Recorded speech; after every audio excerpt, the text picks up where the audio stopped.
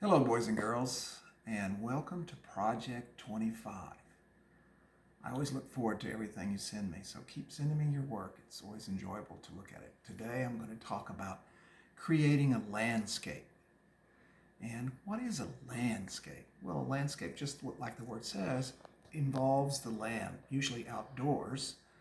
And I'm going to show you some examples of some of the paintings that I have around my house that I have collected over time. This is an old painting. It's kind of dirty, but it really is a wonderful landscape. It's a snow time scene. And in the front part, that's what you call the foreground. This part right up here in the front. And then you call the middle ground, and then you see the mountains in the background with snow on them. That's called the background. And of course the sky too. Now, this painting is kind of dirty. It needs to be cleaned. I'm hoping to get it cleaned, but it is a very nice painting. It's over 100 years old.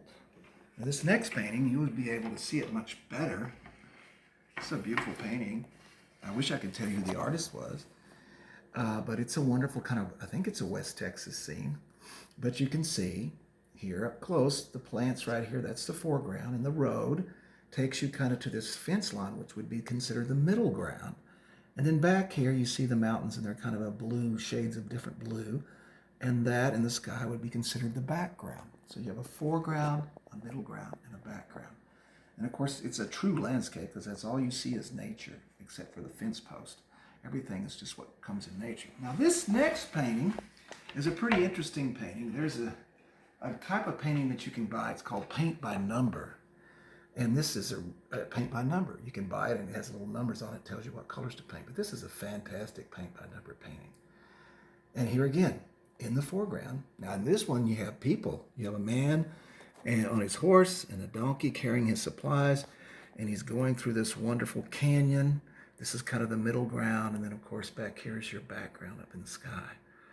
And these colors are not natural colors, but you can use any colors you want when you color or paint or use markers. Don't be afraid to make it any color you want because you are the artist, okay? Now I'm going to show you two landscapes that were done by my grandfather. My grandfather painted. You could about ask. I have artists in my family. This first one is of a mountain, or up in the mountains.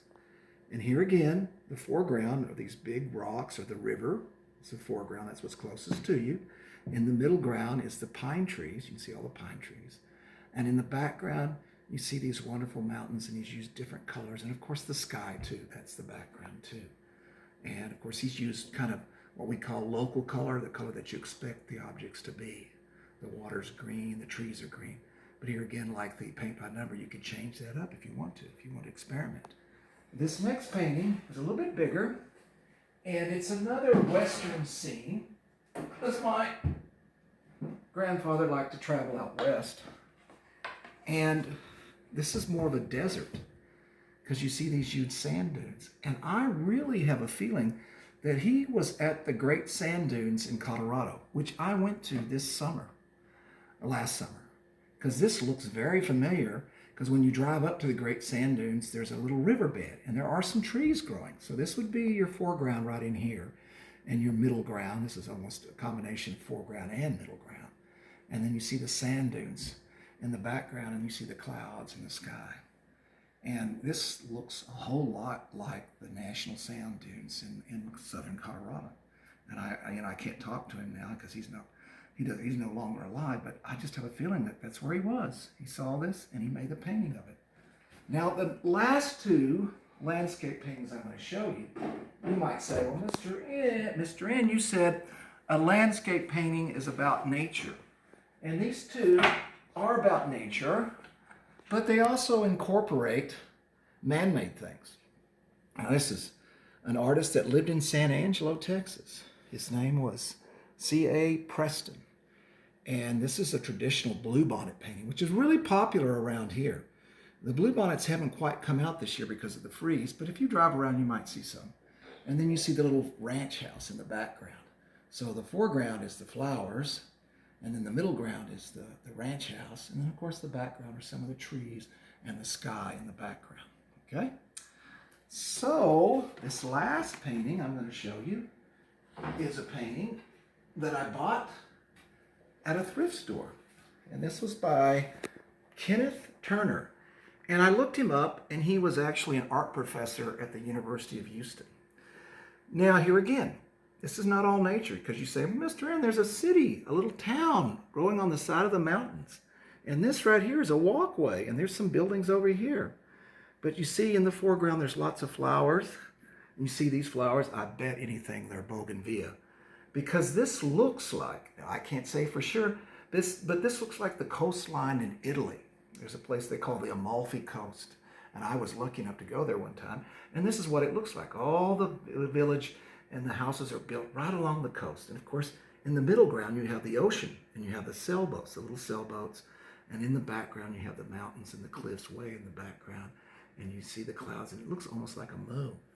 So, this, and you can do this with your landscape. You can have buildings if you choose to, or you can have people in it too. So when you get your paper, generally when you're going to get your paper, normally I don't tell you that you have to do it horizontally. Usually I say, you can draw it this way or this way.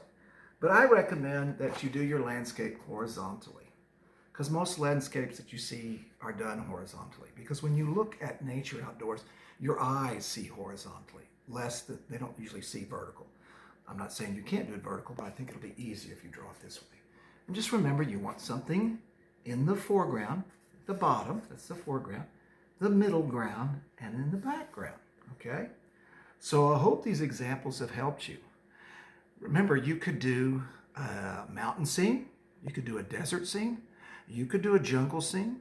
You decide what landscape you want. If you want to go crazy, you could say, I'm going to create the landscape on the planet Mars or any other planet. Say you say, I'm traveling to a distant world, a distant planet, and I'm going to do a landscape there, and how strange and what different colors there can be. So use your imagination and be creative, and I look forward to seeing your landscapes. Okay? Be safe, and I'll see you next time. Bye.